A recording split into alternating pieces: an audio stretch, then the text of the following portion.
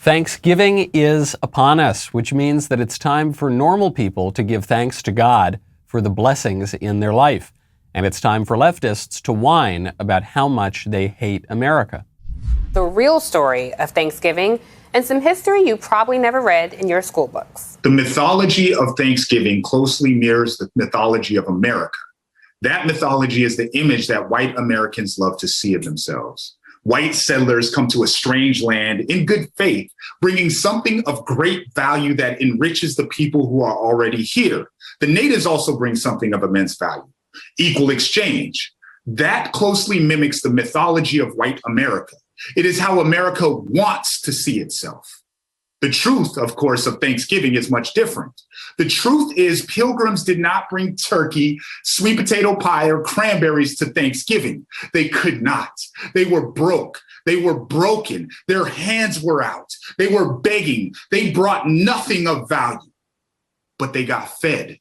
They got schooled. Thanksgiving. It makes sense. There is much for white Americans to be thankful for. But I'm still trying to figure out what indigenous people received of value. So that history is completely wrong. The whole thing is completely wrong, all the way down to the turkeys, which the Pilgrims almost certainly did bring to Thanksgiving. But this guy's premise is wrong too. Actually, the MSNBC host's premise is wrong too. If you're under the age of 40, you almost certainly were taught that anti-American, anti-historical nonsense in schools. In fact, that was probably the only story about Thanksgiving you were taught. And it also happens to be total bunk. I'm Michael Knowles. This is The Michael Knowles Show.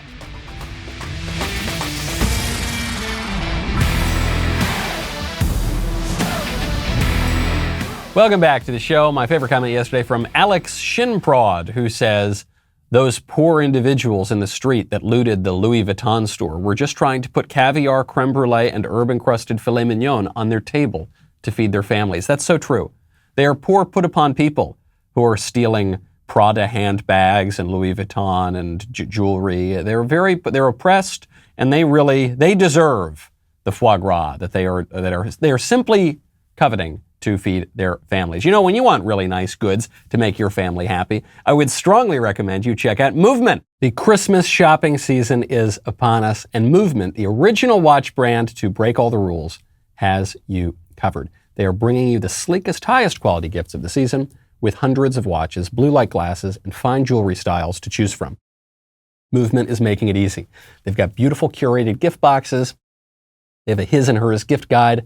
They've got free and quick shipping right to your door just in time for Christmas. I've had a number of Movement watches over the years, and I love them all. My favorite one, I've got to say, is the Revolver watch. I love it. It's cool. Black face, black dial, dark brown strap. It's rose gold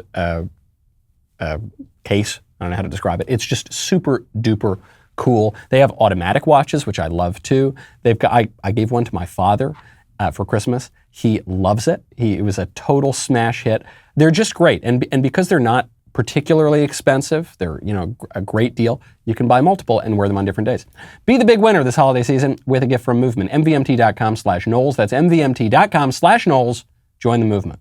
That history is just BS. So what the guy in the Coogee sweater says is that the story we're told is that the Native Americans and the Englishmen brought something to the table at the first Thanksgiving, and more broadly in their cohabitation, and they both benefited from it. And that's totally untrue. The Englishmen brought nothing. They didn't even bring turkeys. So yes, they did. You can read in Governor Bradford's On Plymouth Plantation, you can read that even specifically on the turkey point, he sent his men a fowlin. They went out, they got some birds, they brought some stuff, they all came together and they ate a meal together. And that meal was representative of a peace and an alliance that they formed, the Englishmen and the Native Americans, specifically one Native American, Massasoit. The guy says that the Indians did not benefit at all. They didn't get anything from the Englishmen. That's not true. Massasoit, who was an Indian chieftain, was able to use the Englishmen to greatly expand his power in New England and really help to create and certainly to expand the Wampanoag Nation. He could not have done that without the Englishmen. In 1623, Massasoit, the leader of the Indian tribe there, was on his deathbed. He was dying. The Englishman Edward Winslow, out of friendship, went to go visit Massasoit.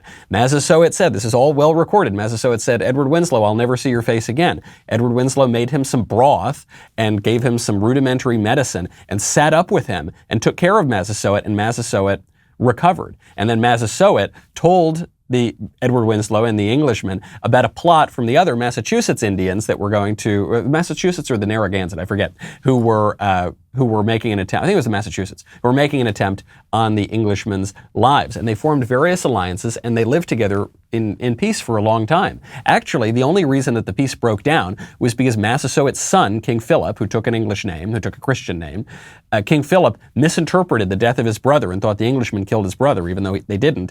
And so he declared war on them, and some Indians sided with the Englishmen, and some Indians sided with King Philip, and the peace between the natives and the Englishmen was irrevocably destroyed. That's the real history. The Coogee sweater guy and the airheaded MSNBC lady don't know anything about that because they don't know much about anything at all, certainly not about history.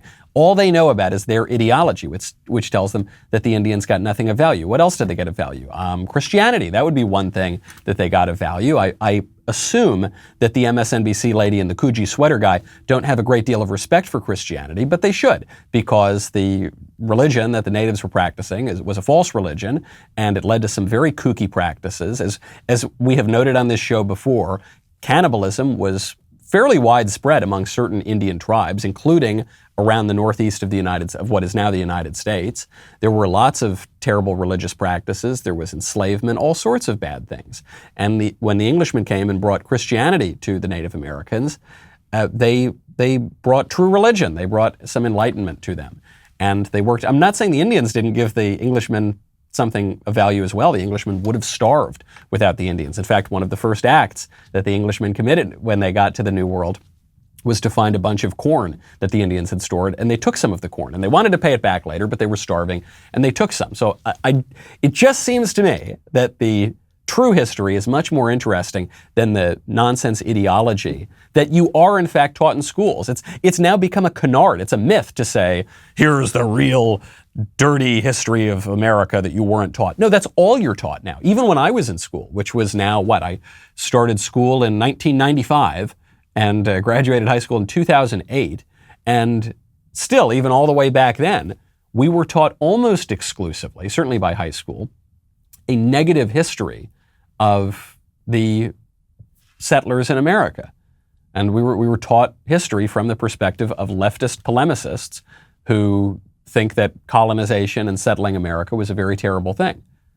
Really, the history that you are not taught is the history that I just told you. I just gave you a little tiny touch of it. And I'm not even an academic historian. I just happen to have read a handful of books on this. And so I know significantly more than any of these ideological lunatics on cable news or the fellow wearing the Coogee sweater.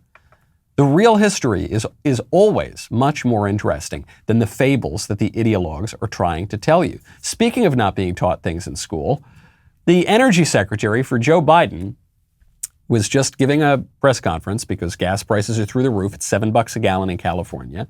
And she was asked a very simple question, might be the most elementary question pertaining to her job. She was asked, how many barrels of oil a day does the United States consume? She didn't know the answer. There are various figures about this, so I'm curious if you know, how many barrels of oil does the U.S. consume per day? I don't have that number in front of me, sorry. So some suggest it's about 18 million, which would suggest you're releasing less than 3 days' worth of supply from the petroleum reserve. Some have said it's about 18 million. It's actually probably higher than that. It's probably a little over 20 million, 20.5 million barrels of oil per day. But whether it's 18, whether it's 20, don't you think that is a number that the energy secretary should know? I'm not saying that the energy secretary needs to have every statistic off the top of her head. But that one's pretty basic.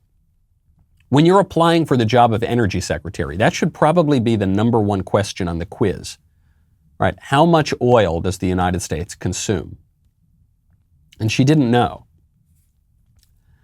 Yes, ideology plays a role in bad administrations. Yes, partisan alliances play a role. There's also just a level of basic competence that is necessary to have a good administration. And this administration Doesn't have that.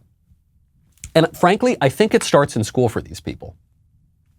I think that this energy secretary and this weak administration is the logical result of decades of poor education, of, as they say, teaching students how to think, not what to think. I know a lot of conservatives recite this very stupid slogan as well, but we shouldn't. We should throw that slogan out. The idea is that we don't need to teach students facts. We don't need to teach them dates and facts and battles and what actually happened. We just need to teach them broad themes. We just need to teach them how to think so they can form their own conclusions. And sure, some people might say the Mayflower landed in 1620, but if I say it landed in 1854, well, that's just my truth. I just learned how to think. No, that's not how education works. You actually can't teach someone how to think without also teaching them what to think. Yes, we want to develop our higher thinking skills, but you need to know some basic facts, bro. You need to know that 2 + 2 = 4 if you're going to think about higher mathematics. And if you're going to be the energy secretary of the United States, you need to know how many barrels of oil the United States consumes per day. And if you want to think about American history and you want to even craft an American government, you need to know basic facts about America, like what happened when the Pilgrims got here, and what the early relationship between the Pilgrims and the Indians was, and how the United States was settled. You need to know these basic things. And unfortunately, what we have done, because of airheaded ideologues like the people on MSNBC and the Gucci sweater guy, and even now our cabinet secretaries, what we have done is replaced hard facts and true education with airy, wishy-washy, socially constructed, always fluid ideology. Now, when you want to support America, I would strongly recommend you support American ranchers, which is why you got to check out Good Ranchers. Did you know that the product of USA tag has been stolen by foreign countries? A lot of times, maybe most of the time, when you go to the supermarket and you buy your meat and you think you're buying American meat, you're not actually buying American meat. So why not just go to the best source out there, the Good Ranchers. Good Ranchers have gone around to great American ranches, found top quality meats. They have got my favorite, which are the burgers. The burgers are really good, but they've got fillets. They've got all sorts of different cuts of beef. They've got better than organic chicken. Head on over right now to the Good Ranchers. Do not allow labeling laws that favor foreign countries deprive American ranchers of your business and deprive you of good American meat. Go to goodranchers.com/Knowles right now. Get 10 free bistro fillets. In addition, you will, if you subscribe, save $25 off of each subscription box of mouthwatering American meats for life. The boxes will show up right on schedule to your door. That is 10 free bistro fillets. That's a $119 value, free express shipping, and $25 off your monthly subscription for life at goodranchers.com/Knowles. That is goodranchers.com/Knowles. Use code Knowles at checkout. 10 free bistro fillets, free express shipping, $25 off your monthly subscription for life at goodranchers.com/Knowles. Speaking of not knowing what or how to think, the rot of the Biden administration competency goes all the way to the top. Joe Biden was making some remarks just yesterday, and he was reading from a teleprompter, as he always does. A lot of presidents do.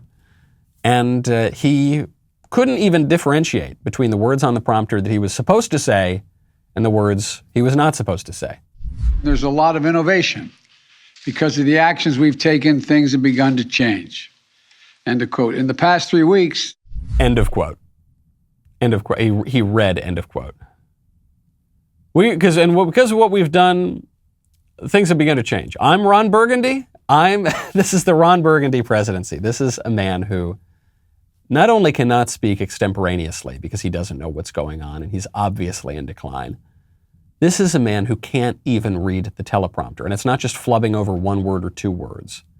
This is a man who doesn't even know how teleprompters work, who doesn't even know how speeches work. End of quote. I know it seems like a minor flub, but it's not. It's part of a much larger pattern. And we've all seen it, and I think even Joe Biden's partisans can't really deny it. Even Joe Biden's physician can't deny it. You know, the president just had a physical the other day. And very often when presidents have physicals, what happens is the doctor afterwards says, everything's great, everything's totally fine, he's doing great, don't worry, no problems here. Joe Biden's physician couldn't do that. Couldn't do it in good conscience. Couldn't do it with a straight face because we all see the problems. So Joe Biden's physician concluded, there are some physical issues. He's clearing his throat a lot. That might be evidence of some other health issues. Just the fact that he can't seem to get through a sentence without clearing his throat. The president's ambulatory gait, the way he walks, is perceptibly stiffer and less fluid than it was a year or so ago. So the guy is having trouble walking. It's not good. This is in the president's official physical. He has, the president has several reasonable explanations for his difficulty walking and his orthopedic history. But again, a detailed investigation was appropriate. And then here's the crucial part. There was no mental test, no test of mental acuity that was administered to the president. You'll remember when Trump was president, people made fun of him because he took a mental test. Because people were saying that he was crazy and senile, and he obviously wasn't. I mean, no matter what you think of Trump, you might hate the guy, you might think he's evil, you might think he's a huckster, whatever. But you've got to admit he's sharp, right? The evidence that Trump is sharp is his sense of humor, right? The fact that he could be asked by Megyn Kelly in a debate about how he called women fat, slobs, ugly, animals, pigs, and he doesn't miss a beat, and he says, no, only Rosie O'Donnell. That's a very funny line. Okay, that would take a professional showman, a professional comedian like Trump is, to be able to do that. You got to be quick to tell a joke like that. Okay, and Trump obviously was quick. You might hate his guts, but still he was quick. And so, and he even made a joke about the mental test and talked about how he was a genius and the like. Joe Biden couldn't take the test. He didn't take the test because he couldn't take the test. Which means my biggest takeaway from all of that is not that Biden's going to collapse tomorrow. My biggest takeaway from all of that is that the Democrats don't have a 2024 plan. They don't. Is this guy really going to run again? Maybe. Maybe they're going to try to drag him over the finish line. But they're going to have to make up another pandemic because if this guy hits the campaign trail, it's going to be very bad. So they're going to have to find some excuse to lock him in his room. Or he steps down, and then what? And then what? Number two is even less popular than he is. Biden's approval rating's 38. Kamala's is 28, 27 or 28, lower than Dick Cheney when he shot the guy in the face. What makes you think that putting Kamala Harris on the trail is going to be any better? Kamala Harris was asked while she was giving remarks to explain why the prices are going up. She said, they said, what's your answer for the rampant inflation? Here's her searching for an answer. Prices have gone up. And families and individuals are dealing with the realities of that bread costs more, that gas costs more. Wow, thank you, Professor Harris. That's really astounding stuff. Hold on, can I take notes? Can you go back to the price has gone up? Yeah, we know that. That's the premise of the question. So why? What's happening? What are you going to do about that? People, they pay more. Yep, I know. That's what inflation is. So what are you going to do about it? Bread is high. Yep, that's right. The Democrats are not sending their best. This is the problem with selecting a vice president purely on the basis of her genitals and race, which is the only reason this woman was selected. Joe Biden admitted that. Long before he ever picked Kamala Harris, he said, I'm going to pick a black woman. And then he backed himself into a corner because in terms of the black women who were prominent enough in public life to be the vice president, there weren't many options. You had Karen Bass, who is an actual Democrat, she's an actual Democrat and an actual communist.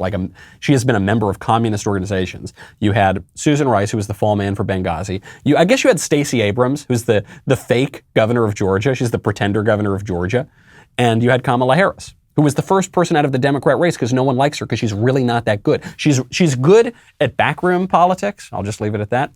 But she's not good at front-facing politics. People don't like her. It's why her approval rating is in the doldrums. And now the Democrats are paying for that.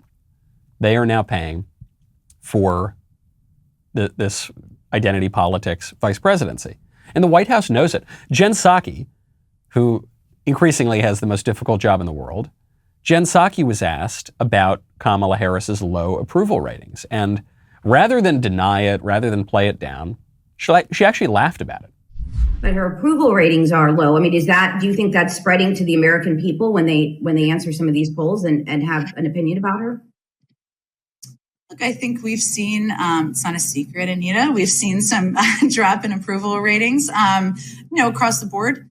I will say that we also have to be, and we are very sober about the fact that there are some challenges, real challenges people are going through in this country. Madam Press Secretary, the Vice President's approval ratings are below dirt. They are underground at this point. What do you say about that? Yeah, they're pretty low, huh? So, two takeaways here. One takeaway is that there's no way to defend this. There's really no way to spin 27% approval rating. Okay, for your vice president who's doing nothing. The vice president should have a higher approval rating than Joe Biden, who is taking all of the flack, and yet hers is still significantly lower. So there's no really good explanation for that. But the other thing that I think you should take away here is Biden and Harris clearly despise one another. Right? There is no Joe-Kamala team here. They hate one another. Kamala Harris launched her presidential bid calling Joe Biden a racist. Joe Biden didn't like that very much, and he chased her out of the race, and Kamala Harris was the first person out. And then because he backed himself into a corner, he had to pick her. But they don't like each other. The White House is not going to save Kamala Harris. They're not going to boost her. They keep giving her the worst jobs, right? They say, oh, Kamala, you're going to be in charge of fixing immigration. Good luck. Go enjoy El Paso. Go have a good time. Send us some tamales. And they give her an impossible job. She takes a ton of flack, which means that the Democrats do not have any particularly viable plan in 2024. Joe Biden can barely walk, and Kamala, much less run for president. Kamala Harris is deeply, deeply unlikable, and they're going to keep sniping at each other. And Kamala's going to keep calling Joe a racist, and Joe is going to keep laughing at Kamala's bad approval ratings. That's good news for us. The only good news for Biden is Kamala Harris is his insurance policy. You don't like me? Well, look who's coming after me. This is actually something Trump did with Pence, because as much as Libs pretended that Donald Trump is the second coming of, Francisco Franco or something, or Mussolini, he wasn't. He's actually kind of a moderate guy on a lot of policies. And Mike Pence was a little more of the kind of religious right type of conservative. And so the insurance policy was, all right, you get rid of Trump, you're going to have to deal with Mike Pence. Much more of a religious right type figure than Donald Trump ever was. So they know that. And they also know that a lot of their plans at the White House are falling apart, most notably the vaccine mandate, which is why we're seeing the White House getting increasingly desperate and increasingly lawless. The Biden administration pushes its employer vaccine mandate through OSHA, the Occupational Safety and Health Administration.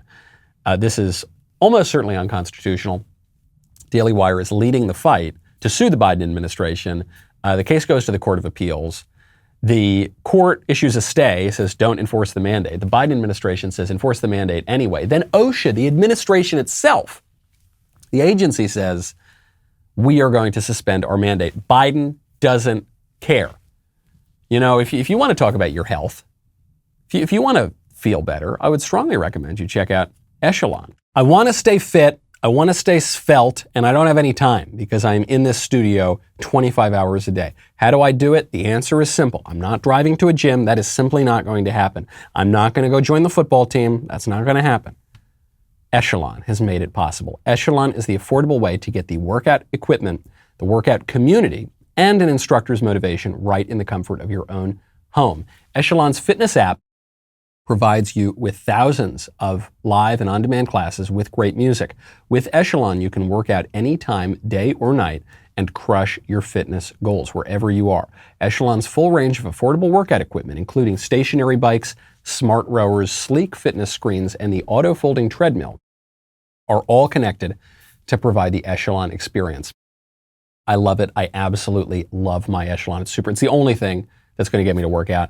One membership covers a family of 5. For right now, podcast listeners, our listeners, will get up to $800 off MSRP. To get this exclusive podcast discount, text Knowles, K-N-O-W-L-E-S, to 818181. Text Knowles, K-N-O-W-L-E-S, to 818181 to get up to $800 off MSRP. Text Knowles to 818181. Also, the Daily Wire shop is live and ready for all your extremely important Christmas needs. You know, I know that you're very much looking to buy this Black Friday and Cyber Monday. You want to buy Reasons to Vote for Democrats, a comprehensive guide, my #1 best-selling blank book. And you're thinking, maybe I'll buy that on Amazon, maybe I'll buy it at Barnes & Noble. You definitely want to buy Speechless, Controlling Words, Controlling Minds, my #1 national best-selling book with words that came out this year. And you were thinking, maybe I'll go to Amazon, maybe I'll go to Barnes & Noble. Well, you can go to any of those places, but where I would recommend you go is the Daily Wire merch shop. That's right, dailywire.com/shop. Check out all the brilliant collections like the Do Not Comply tees and the Let's Go Brandon tailgate gear and a ton of my stuff. We've got great cigar label t-shirts with my mug on it and my cigar motto, which is the body is a temple and the temple needs incense. We've got Smokey Mike and the God King merch, really top of the line kind of stuff. We've got the Fauci t-shirt. It's Che Guevara, but with Fauci's face on it. Anyone can shop at the Daily Wire store, but only DW members will get special discounts up to 20% off. Members also receive access to shop exclusive items like signed copies of Candace Owens' book, Blackout, or Speechless, or Reasons to Vote for Democrats. You can also get the iconic Leftist Tears tumbler. They are selling fast. Go to dailywire.com/shop. If you're not a member yet, sign up. dailywire.com/subscribe. Enter code DW35. You'll get 35% off your membership. All the perks you wouldn't get otherwise. The deal ends tomorrow on membership, so make sure you grab that discount while you can. We'll be right back with a lot more.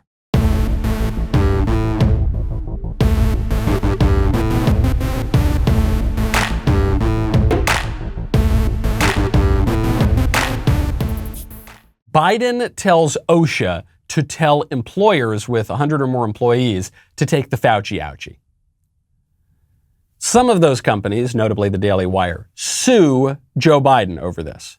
The court tells Biden to stop telling OSHA to stop telling the employers with 100 or more employees to take the Fauci ouchie. Biden tells the court to go pound sand, and Biden tells OSHA to keep making the employers make the employees to take the Fauci ouchie. Now, OSHA is telling the employers who are telling the employees to get the Fauci ouchie that they are going to suspend their mandate until the issue is resolved in court. Are you confused enough yet? I certainly am. The reporters asked Jen Psaki about this yesterday. Here's what the White House has to say. OSHA suspended its vaccine implementation and enforcement because of a court order.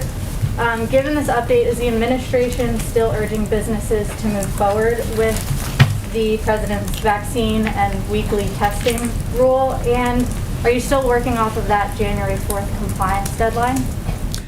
We are. Let me be very clear. Our message to businesses right now is to move forward with measures that will make their workplaces safer and protect them, their workforces from COVID-19.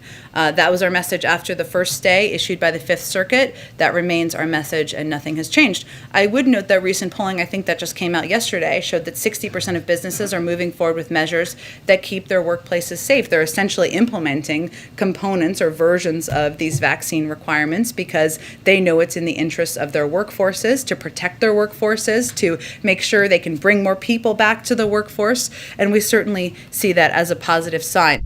So we have been looking at this as a battle between the executive branch and the judicial branch, right? The executive branch says, take the Fauci ouchie. The judicial branch says, hold up. But there's another player here in the government as well. That's the administrative state, the deep state, the executive agencies, OSHA itself. And so now you've got the judiciary saying, hold up. You've got OSHA saying, hold up. And you've got Joe Biden saying, ignore both of those, take the Fauci ouchie anyway. What this proves, and you know I hate to say I told you so, what this proves is that we were right. We were right when we said this is unconstitutional, this is BS. Biden knows it's unconstitutional. It's almost certainly going to be struck down by the courts. And Biden knows that and doesn't care. What he is hoping is that enough employers force enough employees to take the Fauci ouchie before the court strikes it down that it's a moot point. The court strikes down the Biden order. Oh, okay, whoopsie daisy. Anyway, 99% of the country's vaxxed now. Too bad. Ha ha. Ha ha ha. Even OSHA, because OSHA fears the court and the people running OSHA fear the court. They say, okay, hold on, we're going to hold this up. Biden says, yeah, never mind. Yeah, whatever. Okay, whatever OSHA says, whatever the court says, whatever. Just do it. By whatever means you need to, force your guys to take the Fauci ouchie. This is lawless. And I never want to hear from the libs again that we're undermining democracy and the rule of law and our principles because of Trump and the insurrection. No, you are the ones who are now openly advocating, flouting the rule of law, flouting the courts, flouting even the administrative agency, and just bullying Americans, millions and millions of Americans, to take this experimental drug to sort of fight off a virus that, for the vast majority of people, does not pose a particularly grave threat. Speaking of lawlessness, Waukesha, Wisconsin, there was the attack. Oh, we're not allowed to call it an attack. There was the incident at the Christmas parade where a BLM supporter drove his SUV down and killed 5 people and injured many, many more people. Well, now that number has been updated. It wasn't just 5 people, it's 6 people. A 6th person, a child, an 8-year-old child, has died from the car attack in Waukesha, Wisconsin.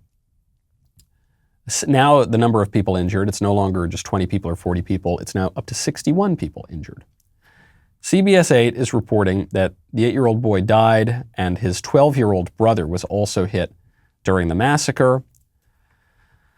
You're not going to hear a lot of this from the establishment media, but the guy who drove the car was, according to his social media, reportedly a BLM supporter, a big critic of Trump and the Republicans and conservatives. He espoused black nationalist rhetoric. This came right after the Kyle Rittenhouse verdict, which was exploited by the media and tried to turn into a BLM cause celeb. And he was also, this driver of the car, out on bail. He had actually just been leaving another domestic incident, but he had been arrested for domestic abuse. He hit a woman, the mother of his children. He hit her with a car, same car he used to kill all these other people. And he was released on bail. And the bail was $1,000. And before that, just last year, he was arrested again for all these problems. He was released on $500 bail. This guy is a degenerate, dirty, rotten criminal who should have been locked up, at least locked up for a very long time, if not the rest of his life. And because of the compassionate liberals and criminal justice reform, which these days even many Republicans are embracing, because of that, 61 people were injured and 6 people were killed, including an 8-year-old boy. And who knows, more people might die. There's still people in critical condition because of that compassion. And now, you want to hear the cherry on top of the sundae? He's got the opportunity for bail again. Now, the bail is very high this time. They've set the bail at $5 million. Why are they giving him that opportunity at all? He is a repeat, violent, career criminal who has injured many, many people and killed multiple people. Why does he have the opportunity for bail? I agree he should have a trial, though in a simple, efficient, just world that isn't fallen, this would be over already. But yes, of course he's entitled to a trial, but he's not entitled to go out. If the guy goes, he's already skipped his bail before. He's already committed crimes while out on bail. So you can't give him that opportunity again. And in our crazy, compassionate world, he is being given that opportunity. There was also a media narrative. There's so many lies in the media around this attack. One of them was that the reason he drove his SUV into the crowd, into the Christmas parade, and killed a bunch of grannies, the Dancing Grannies was one of the names of one of the groups, and killed children, is because he was being chased by the police. That was the narrative that was starting to form. And of course it is, because nothing can be this criminal's fault. Everything has to be the fault of the police. Why did you commit the crime? The police made me do it. The law made me do it. The society made me do it. It can never be the fault of the criminal. And especially when you add the racial dimension here that the left pushes, the white guy has to always be at fault, even if the cop is black. Actually, as is the case in this part of Wisconsin, it's the white guy, and the poor black guy is always the victim. And you see it in the narrative around Thanksgiving. The settlers, the pilgrims, they're always the bad guy. The Indians are always the victim. There's no ambiguity here. It always breaks down. And even if the reality doesn't match that narrative, the reality must be made to conform with that narrative. So the cop here in Waukesha came out, Milwaukee police came out and said that media narrative just is not true. We have information that the suspect prior to the incident was involved in domestic disturbance. which was just minutes prior, and the suspect left that scene just prior to our arrival to that domestic disturbance. When the suspect was driving through into the crowd, one officer did discharge his firearm and fired shots at the suspect to stop the threat, but due to the amount of people, had to stop and did not fire any other additional shots. There's no evidence that this is a terrorist incident. Okay, now this last part is a little questionable to me. But to the first part, he's saying the guy was involved in a domestic disturbance. He was beating his baby mama, as he frequently did. And so the cops went to that scene, but he had already left that scene. So it's not like he was there and the cops got there and then he fled and ran away and then the cops just chased him. He had already left by the time the cops got there. He was already driving his car into the people by the time the cops shot at him to stop him from doing that. And then the cops had to stop shooting because there were so many people around because it was a Christmas parade. And yet, the cop says, this is not a terrorist incident. Well, what does that mean? Does it mean this is not Al-Qaeda? Yeah, I don't think it's Al-Qaeda. Does this mean this was not ISIS? Yeah, I don't think it was ISIS. But are we certain that this guy did not have any political motive? What is terrorism? Terrorism, in its most simple form, is the targeting of civilians to achieve a political end. The people here were killed were civilians. The guy who drove the car had reportedly clearly articulated political views about BLM, about black nationalism, about Trump and conservatives and Rittenhouse and all these people. The Rittenhouse verdict came out just days before this incident. I'm not saying that we know for certain that it was politically motivated. It might have just been the guy's a nut and he's a violent criminal and he's a dirty, rotten degenerate and he beats his baby mom and runs her over with a car and he just felt like killing some people that night. It might have been that. But we're certain this had no political motive? I don't think so. And compare it, of course, to Kyle Rittenhouse. Kyle Rittenhouse goes out, defends a town that he works in where part of his family lives, and he is instantly smeared white supremacist. This is terrorism. We know his motives without any evidence whatsoever. Now, we actually do have evidence of a political motive here. There is no claim possible that this guy was acting in self-defense like Kyle Rittenhouse, who was just proven to have acted in self-defense. And yet we're told no political motive whatsoever. I don't buy that. Meanwhile, you remember Charlottesville? You remember the Unite the Right rally some years ago? Plaintiffs in that rally were just awarded $25 million. $25 million in damages over the 2017 Unite the Right rally in Charlottesville.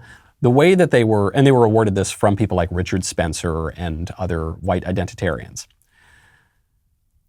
The lawyers for the plaintiffs used a 150-year-old law that was passed after the Civil War that's known as the Ku Klux Klan Act that contains this provision that's very rarely used that allows private citizens to sue other citizens for civil rights violations.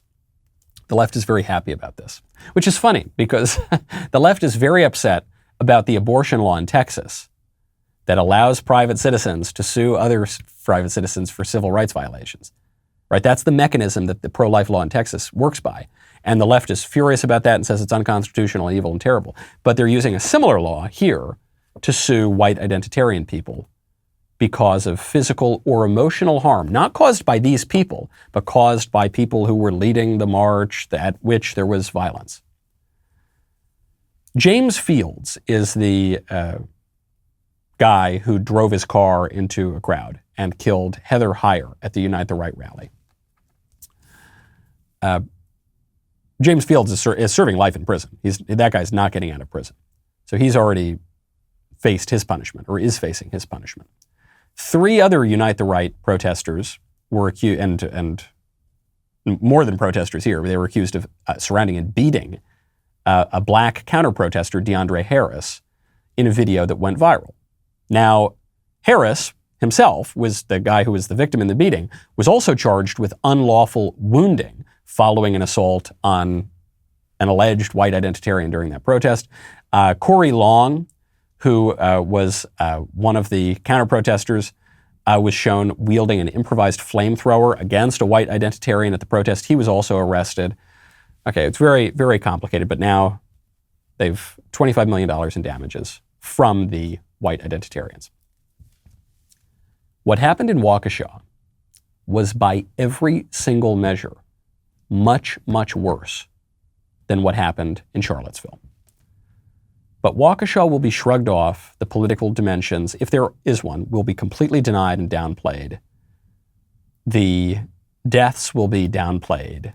It will just be another sad thing, never mind, moving on. Charlottesville will be held up as the worst attack ever in American history. Even though the guy who committed the crime that day is serving life in prison. He completely got his just desserts. But that will be held up constantly as justice was not done. This is the worst thing that's ever happened. But if you just look at the death count, if you look at the mayhem, if you look, it's not even comparable. But this is because in the United States, the left gets away with violence. And the right, when it commits violence, obviously doesn't get away with it. And when the right even doesn't commit violence or acts in self-defense or just sort of speaks, they are held to a completely different standard. Kyle Rittenhouse just came out. He did an interview with Tucker, and Kyle Rittenhouse was asked about his political views, and he shocked a lot of people and a lot of his supporters when he said that he supports Black Lives Matter. This case has nothing to do with race. It never had anything to do with race. It had to do with the right to self-defense. Right. I'm not a racist person. I support the BLM movement. I support peacefully demonstrating. And I believe there needs to be change. I believe there's a lot of prosecutorial misconduct, not just in my case, but in other cases. And it's just amazing to see how much a prosecutor can take advantage of somebody. It's never like that. I love BLM. I'm a great guy. So BLM responded, and apparently they're not very welcoming of Kyle Rittenhouse. They say, Alexa, play I Don't F With You. And then they, had a bunch of tweets about how terrible the Rittenhouse verdict was and how it's emblematic of white supremacy. Well, the right here is giving Rittenhouse a lot of advice, and a lot of conservatives are saying, Kyle, you're so mistaken and naive. They're not going to accept you at BLM, and BLM's a radical Marxist organization, and you shouldn't ally yourself with BLM. I don't really believe that. I don't think that I believe those criticisms, but I don't believe that Kyle Rittenhouse actually supports BLM. He obviously does not. I think Kyle Rittenhouse is saying this because he's about to sue a bunch of media organizations for defamation. And I think this helps his case. And because the media organizations acted so recklessly and irresponsibly, he's trying to make this point very clear. But he's probably just doing it for the libel suits here. I can't imagine that a kid with this kind of, this articulate, who's just been through all of this, could say in seriousness, in sincerity, that he supports BLM. It's been, in 2021, I just don't buy it. After BLM torched the country for 6 months, I don't think so. Speaking of criminals, the Colorado Sex Offender Management Board just voted last Friday to get rid of the term sex offender, meaning presumably that the Colorado Sex Offender Management Board will now just be called the Colorado Management Board. It sounds much more boring. If it's just the management board, it's just upper management. They voted to change the term to, quote, adults who commit sexual offenses in its standards guidelines for assessment, evaluation, treatment, and behavioral monitoring of adult sex offenders, which I guess now has to be adults who commit sexual offenses. Here's their explanation. The board writes, quote, the language change applies only to SOMB standards. The term sex offender will continue to be used in Colorado statute and the criminal justice system, including courts, law enforcement, and the Colorado Sex Offender Registry. The name SOMB itself will also remain unchanged. Okay, so they're still going to call it the Sex Offender Management Board, but they're not going to use that term anymore, other than in the law and in the name of their organization. Why are they doing it? Well, Kimberly Klein, a licensed counselor and the chairman of the board, says, quote, I think the biggest thing is research really shows us that assigning a label has the potential for negative effects in rehabilitation. And I think that's probably true to some degree. I think it's probably true. If you think of yourself, if you ground your identity in being a sex offender, then it's probably going to be harder to overcome that identity. Just like if you ground your identity in being a drug addict, it's going to be harder to overcome that identity. Just like if you ground your identity in being a transgender, cis, whatever, I don't know, all of these various sexual things, then it's hard for you to think outside of that box. It's hard. You put yourself in a box and you can't get outside of it, which is why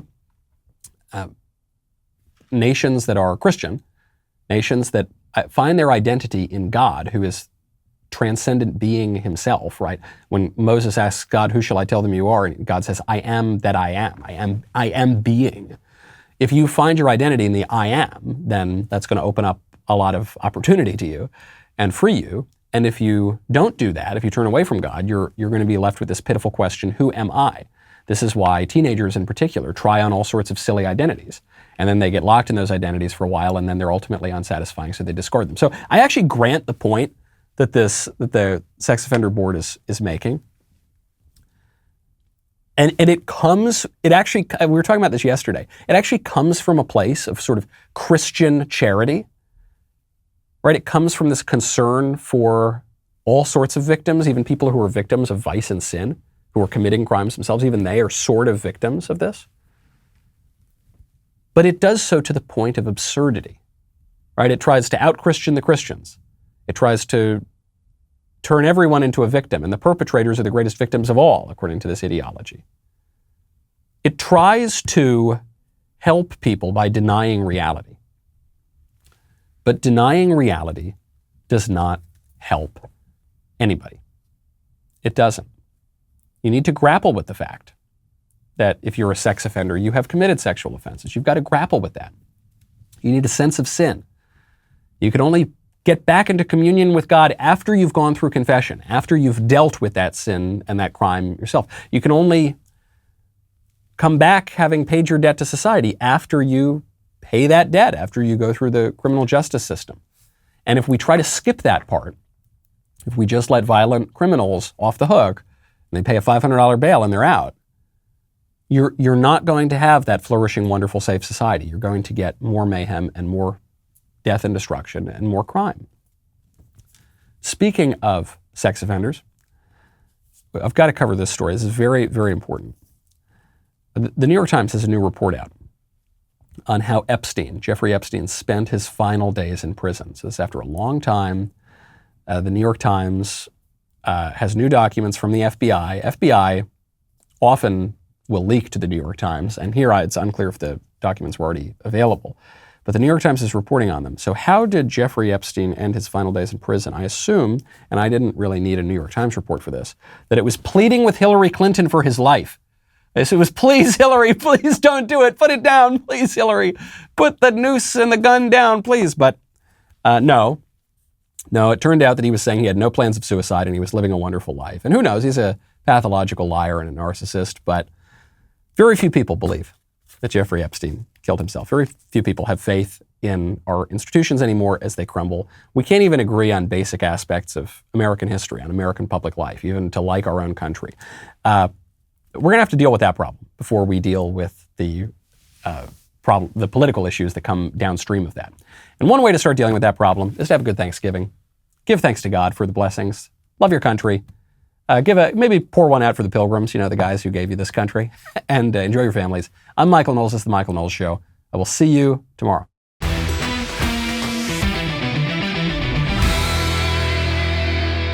The Michael Knowles Show is produced by Ben Davies. Executive producer, Jeremy Boring.